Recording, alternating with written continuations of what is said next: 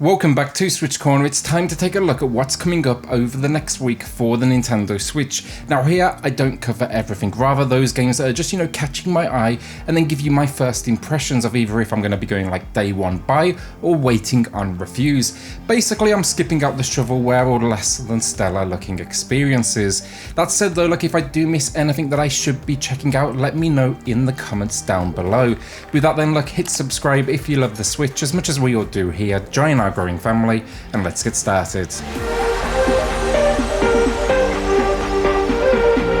So kicking off the week then we get Fight Crab, and I don't really know what I can add to this one. It's literally a case of the name just giving you absolutely every bit of information you could ever need. In fact, I'd rather just probably speak to the dev about this one and ask where the idea even came from. Was you at the beach watching Godzilla or something? I can't work out if it's basically stupid or inspired, but still I know one thing, I do want to give it a go as it's promising to let us loose on a world tour of devastation with 23 different types of crab. All of these crabs then, they can wield weapons over 11 unique arenas, 34 stages, they have special abilities too, you can even play offline and online. It's even then throwing in some good old motion controls for those of you out there that just kind of want to, flail your arms about. It won't be a day one for me personally, a little on the pricier side honestly, and I just don't see it, but I will be watching out for that next sale. Dog Duty now, and this is up there as one of my top picks of the week, or at least I'm pretty excited for it. The reviews are already dropping on Steam in the lead up to release, and I did see one that mentioned the old school classic Commandos, and that near instantly made it a day one buy for me. If anyone out there actually remembers that small piece of genius, you will absolutely know why. Here though, you'll be assembling and controlling a 3-person anti-squid squad and working your way through some good old real-time strategy to take down the evil bigwig Octopus Commander. Real-time strategies, they are underappreciated on the Switch, so I'm always down for supporting a dev trying to get something out there, and I really do like the look of this isometric experience. Especially I gotta say the visuals, they have that retro feel but definitely still capture the 2020 vibrancy and sharpness that we come to expect. It just couldn't have been done back in the day. If it does turn out to be anything remotely like Commandos though, this could be an absolute gem. Synaphia Now, and I hope I'm pronouncing that right, but this one seems to be a 2D puzzle platformer, but it's not giving a ton away on the description outside of detailing the story. Here, darkness has taken over your normal bright and peaceful town, and you now need to find a way to restore this light by heading to this magical tower. Honestly, story, it sounds pretty solid, and it feels like a very literal take on, light versus dark, but you'll be following some sort of butterfly to drive away the darkness. I'm waiting on reviews here personally. It's got potential, but even the current launch discount, 20%, I'm still not quite sold. It's the visuals for some reason with this one. It's an equal split of things I like and things I don't like. So I want to see how they leverage that black and white style with almost a Paper Mario vibe. I can't work out if it looks crisp and stylistic or cheap honestly. I hope it's good, and we'll no doubt find out later this week. So another top pick for me this week now, and this is Super Punch Patrol, which is coming in, super cheap. It doesn't really need a discount. This one is high on my list though because it comes from Horberg Productions, so Bertil Horberg's studio, and he's the genius behind Gunman Clive as well as the recent Mextermination Force. Here, Bertil has taken his unique Gunman Clive visual style though and then applied it to the beat-em-up action genre. So basically here you got Streets of Rage with minimal colour and this beautiful hand-drawn style. Head out here though to take down an evil crime syndicate. This one just reeks of future limited run release from one of the many publishers out there now. They seem to just gravitate towards his work, and that's not surprising. He is yet to miss, and hopefully he will not start here. Easy day one, cannot wait to jump into this. It even has 2-player local co-op. So Endurance now, and I'm going to keep it quick. I'll be waiting on reviews for this one personally, but it's a prequel to Ailment, a game I wasn't really that keen on, but I'm sure it has its fans. For me, I just couldn't get a good grasp of the controls. It really should have been a twin-stick shooter, channeling something like, think Smash TV but in space, but somehow they actually missed on that. I'm going to stick to Xenocrisis personally, but if you like the first one, this is no doubt going to be, more the same with a new location and then a splash of things like new characters, new weapons and the like.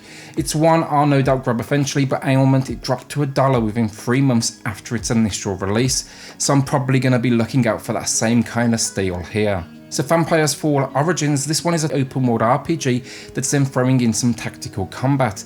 To be honest, I'd never really heard of this one, but it turns out it's a cell phone game that also made its way to Steam to relatively, I gotta say, decent reviews. The average over on Steam here, very positive. Promising an open world, customizable characters, tactical combat, dialogue choices, immersive stories. I think at this point they were digging honestly a bit for like bullet points, like this last one. Over 250 graphically unique weapons and armor. I mean, isn't that like a given? I'll take a look at reviews, but I'm cautious. You can always tell when they start listing out any old crap in its positives. They may as well have just put like a bullet point in here at the end saying vampires. What makes me more cautious about this one though, the publisher, Ultimate Games, they have a track record, that's for sure, of releasing shovelware week after week. They hit every so often, but more often I gotta say they really do miss. The weirdest game of the week now then, not for me personally, but this one, it's Mauro Crystal H, the latest release from East Asia Soft. This one, let's just read the tagline and move on. Here you take on the role of the lucky pervert Xenox as he embarks on a mission to retrieve the Bra of Darkness from a mysterious thief who's been corrupting monster girls throughout the land. So yeah, whatever floats your boat. If you heard that sentence and thought, yeah, that game is definitely for me, then there you go, take a look here. I swear every week though, the sentences I have to say just get like a little bit weirder and weirder. I will give it this though, like I like the visuals, and it's a dungeon crawler from East Asia Soft. They've done some solid work in the genre before, so you can probably also do a lot worse. Now here's one I'm excited for, Mini Motor Racing X. I grew up on the genius that was Micro Machines and rock and roll racing, and that very much seems to be the influence here. From the screenshots, it seems we get the classic isometric viewpoint, but then they're also throwing in like first person behind the wheel and just like behind the car. That makes sense. This actually started its life as a VR experience, which I imagine made it a pretty easy port. Reviews are decent though, I gotta say, and yeah, they had me at the style on this one, offering local and online multiplayer, a 52 race career, battles, and minigames. I'm gonna be giving this one a shot. Hopefully it can deliver on the formulas. I gotta say, it's been a little while since I've seen, you know, just a decent racer like it. I'm gonna take the gamble day one, but I may also try and get a review out if I can get a hold of the devs behind it. Alright, a quick one now before we get to the two big releases of the week, but Journey of the Broken Circle. I was ready to pass over this one quickly, but after a little digging, it's coming from Nakana.io, who are the publishers behind the fantastic Lydia. So I've got to say, they know how to spot good games, so I'm going to be willing to take a risk here and hopefully say it falls in line. Here we get a trip though about love, life and fulfillment, where it seems the relationships you craft shape your powers. Not the longest of games, it's promising around 4 to 5 hours, but I love the clean visual style they're going for. So I'm actually going to go day one on this one. Not expecting too much in the way of challenge here, more something to relax to, and there's no doubt going to be like a big message behind it all.